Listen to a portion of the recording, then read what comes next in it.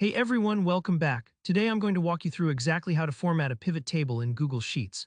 If you want your data not just to be accurate, but also to look clean, professional, and easy on the eyes, you're in the right place.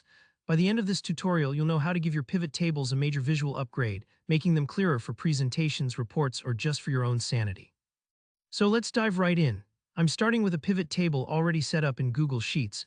Maybe you've just created your first one, or maybe you've got a big project going on and want to spruce it up.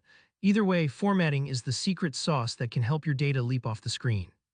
First, look to the menu at the very top of your screen and click on Format. This is your gateway to all sorts of styling options in Google Sheets. Now, I know it can be tempting to dig into cell colors or bold fonts right away, but going through the Format menu keeps things organized and makes it super easy to apply changes consistently. Once you're there, look for the option labeled Theme.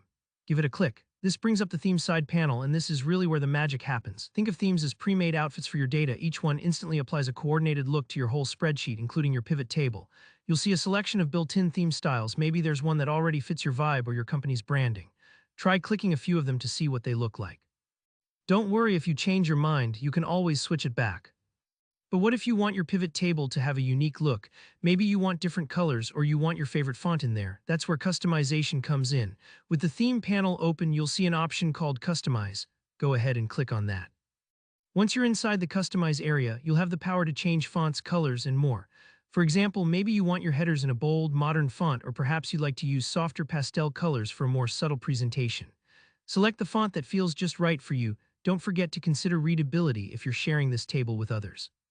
Then you can play with the color palette. You can adjust the background color, text color, and even accent colors for highlights in your table.